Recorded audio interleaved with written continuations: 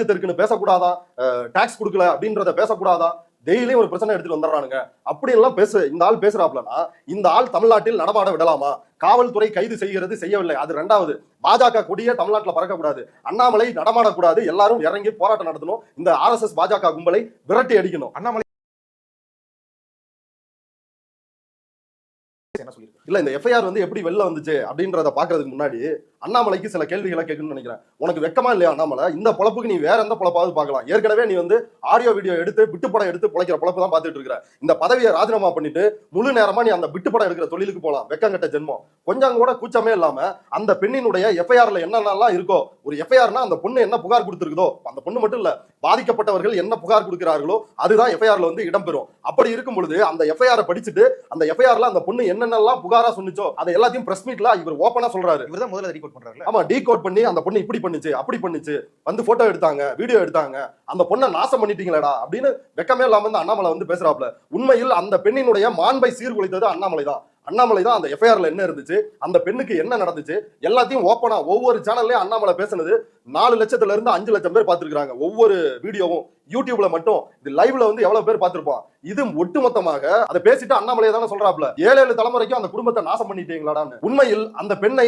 அவமானப்படுத்தியது அண்ணாமலை தான். அந்த பொண்ணு துணிச்சலா வந்து புகார் கொடுத்திருக்காங்க, அந்த மாணவி, அதை பாராட்டணும். அதை விட்டுட்டு உங்க குடும்பத்துக்கே அவமானம் அப்படின்றது என்னன்னா, நீ வந்து ஏன் புகார் கொடுத்த அப்படின்னு ஒரு இன்டைரக்டா அந்த பொண்ணை வந்து மிரட்டுற விதமா தான் அண்ணாமலை அன்றைக்கு பிரஸ் மீட்ல வந்து பேசினாரு. நீ வந்து சட்டத்துறை அமைச்சரை பார்த்து கேள்வி எழுப்புற, நீ வந்து காவல்துறை அதிகாரிகளை பார்த்து வெக்கமா இல்லையா, தூன்னு துப்புற, நீ தான் வெக்கங்கட்ட ஜென்மம், உனக்கு கொஞ்சம் கூட வெக்கம் மானம் சூடு சுரண எதுவுமே இல்ல, தூன்னு இந்த அண்ணாமலையை துப்ப வேண்டும் அப்படின்றதுதான் ஒரு ஆதங்கமாக இருக்கிறது. இந்த எஃப்ஐஆர் எப்படி லீக் ஆனிச்சு அப்படின்றத முதல்ல கிளப்பி விட்டது அண்ணாமலை தான். அண்ணாமலை எதன் அடிப்படையில் இதை கிளப்பி விட்டாரு? அதாவது சென்னை போலீஸ் கமிஷனர் அருண் வந்து பிரஸ் மீட் கொடுக்குறாரு. என்ன அவர் டெக்னிக்கலா சொல்றாரு, 2 தரப்பில் இருந்து இந்த எஃப்ஐஆர் வெளியாகிருப்பதற்கு வாய்ப்புகள் உண்டு.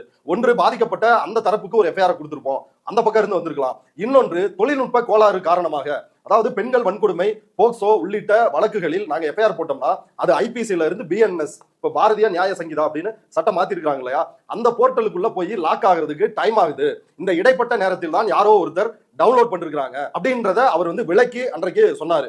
ஆனால் அதை ஏற்றுக்கொள்ளவில்லை. காவல்துறையையும் வந்து மீண்டும் மீண்டும் அண்ணாமலை வந்து தாக்கி பேசினாரு.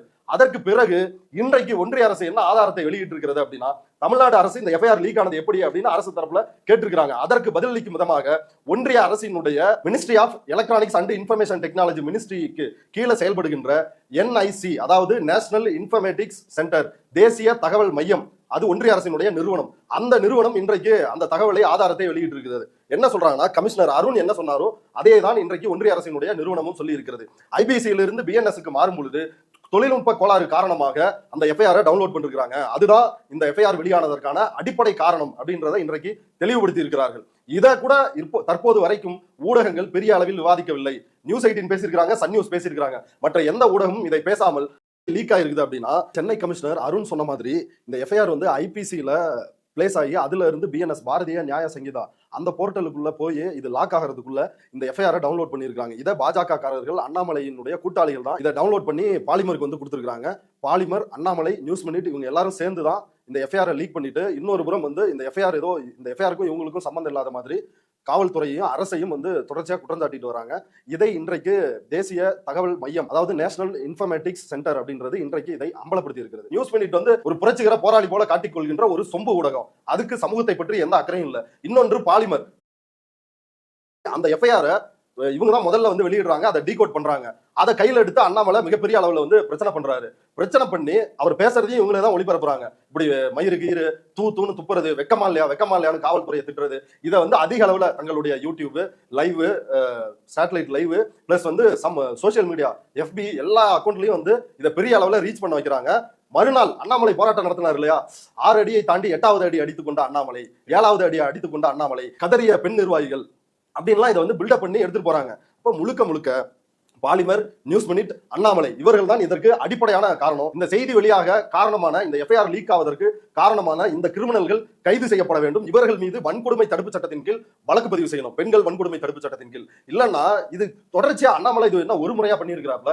ஏற்கனவே மைக்கேல்பட்டியில் என்ன நடந்துச்சு, அந்த 17 வயது சிறுமி, அந்த சிறுமியினுடைய இறக்கும் தருவாயில் ஒரு வீடியோவை எடுத்து அந்த வீடியோவை வெட்டி ஒட்டி அந்த பெண்ணை மதமாற்ற முயற்சி செய்ததாகவும் அதனால் அந்த பெண் தற்கொலை செய்து கொண்டதை போல ஒரு சித்திரத்தை உருவாக்கி தமிழ்நாடு முழுவதும் கிறிஸ்தவ மக்கள் மீது, சிறுபான்மை மக்கள் மீது, கிறிஸ்தவ பள்ளிகள் கல்லூரிகள் மீது மிகப்பெரிய அளவில் வன்மத்தையும் வெறுப்பு பிரச்சாரத்தையும் ஒரு கலவரத்தை தூண்டினார் அண்ணாமலை. ஆனா உண்மை என்ன, நான் அந்த ஃபீல்டு ஒர்க் போனேன். அந்த மாணவியினுடைய சித்தி, அம்மா இறந்துட்டாங்க, சித்தி பொறுப்புல அந்த மாணவி இருக்கிறாங்க. அந்த சித்தியினுடைய கொடுமை தாங்க முடியாம அந்த பெண் வந்து விஷத்தை குடிச்சிட்டு இறந்தாங்க அந்த மாணவி. ஆனால் இந்த உண்மையை அண்ணாமலை மறைத்து மிகப்பெரிய அளவில் கலவரத்தை தூண்டுவதற்கான வேலையை செய்தார். அதை சிபிஐ கிட்ட கொடுங்க, சிபிஐ கிட்ட கொடுங்க. நாங்க சிபிஐ கிட்ட போன வழக்கு, சிபிஐ வந்து என்ன சொன்னுச்சு, இதுல மதமாற்ற காரணத்திற்காக அந்த பெண் வந்து தற்கொலை செய்து கொள்ளவில்லை அப்படின்னு சிபிஐ ரிப்போர்ட் சொல்லிருச்சு. இப்ப அண்ணாமலை வெக்கப்பட்டிருக்கணுமா இல்லையா? அண்ணாமலை யோக்கியமானவன், ரோசம் உள்ளவன், சோத்துல வந்து உப்பு தான் போட்டு அந்த ஆளு திங்கிறான்னா இந்நேரம் தூக்கல தொங்கி இருக்கணுமா இல்லையா? ஆனா அதை பற்றி இந்த ஆளுக்கு எந்த கவலையும் இல்ல. ஊடகங்கள் யாராவது அதை பத்தி அவர்கிட்ட கேள்வி எழுப்புறாங்களா? ஏற்கனவே இப்படித்தானே நீங்க ஒரு மைனர் சைல்டு அவங்களுடைய அடையாளத்தை வெளியில் காட்டுவதே மிகப்பெரிய தவறு, அதுவே வந்து கைது செய்யப்பட வேண்டிய வழக்கு. நீங்க அதையே வச்சு அந்த வீடியோவே வெளியிட்டு மிகப்பெரிய பிரச்சாரத்தை செஞ்சீங்களே. இன்னைக்கு சிபிஐ மதமாற்றமே நடக்கல அப்படின்னு இன்னைக்கு அவங்களுடைய குற்றப்பத்திரிகையில் சொல்லிருக்காங்களே, இது பற்றி உங்களுடைய கருத்து என்ன அப்படின்னு எந்த ஊடகமாவது கேட்டுச்சா? ஏன்னா எந்த ஊடகமும் கேட்காது. ஏன்னா ஊடகங்கள் பாஜகவினுடைய ஊதுகுழல்களாக இருக்கிறது. அண்ணாமலையை ப்ரமோட் செய்வதுதான் ஊடகங்களுடைய தலையாய பணியா இருக்குது. இந்த மைக்கேல்பட்டி மாணவியினுடைய, அந்த திருக்காட்டுப்பள்ளி மாணவியினுடைய அந்த பிரச்சனைக்காகவே அண்ணாமலை கைது செய்யப்பட்டு சிறையில அடைச்சிருக்கணும். அது மட்டும் இல்ல, தீபாவளிக்கு பட்டாசு வெடிக்க கூடாது அப்படின்னு இந்துக்கள் தான் மனு போய் போடுறாங்க, பார்ப்பனர்கள் இந்துக்கள் மனு போடுறாங்க. ஆனா இவர் என்ன பிரஸ் மீட் கொடுக்குறாரு அப்படின்னா, ராஜவேல் நாகராஜன் பேட்டி கொடுக்குறாரு. என்ன சொல்றாருன்னா, கிறிஸ்டியன் மிஷனரி தான் போய் கேஸ் போட்டாங்க, கேஸ் போட்டு பட்டாசு வெடிப்பதற்கான நேரத்தை குறைத்தது கிறிஸ்தவர்கள் தான் அப்படின்னு ஒரு பழிய தூக்கி போடுறாப்ல. இது எவ்வளவு பெரிய அநியாயம். கோயம்புத்தூர்ல இருக்கிற முஸ்லீம்கள் எல்லாம் ஏதோ அவங்க எல்லாம் தீவிரவாதிகள் மாதிரி சித்தரிச்சு டெய்லி வந்து பேட்டி கொடுக்குறாப்ல. உனக்கு யார் இந்த அதிகாரத்தை கொடுத்தா? தமிழ் மண்ணுக்கும் தமிழ் மக்களுக்கும் வந்து ஒரு தேவையற்ற ஆணிதான் இந்த பாஜக அப்படின்ற கட்சி.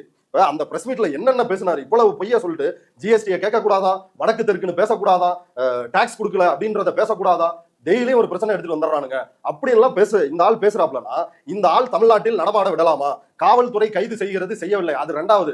பாஜக கொடியே தமிழ்நாட்டில் பறக்கக்கூடாது, அண்ணாமலை நடமாடக்கூடாது, எல்லாரும் இறங்கி போராட்டம் நடத்தணும், இந்த ஆர்எஸ்எஸ் பாஜக கும்பலை விரட்டி அடிக்கணும். அண்ணாமலை சென்னை போலீஸ் கமிஷனர் அருண் வந்து சொன்னாரு, அவன் ஏரோப்ளேன் மோட்ல போட்டு வச்சிருந்தான், அந்த பெண்ணை வந்து மிரட்டுவதற்காக, அந்த மாணவியை மிரட்டுவதற்காக சார் அப்படின்னு அவன் வந்து பேசியிருக்கிறான்.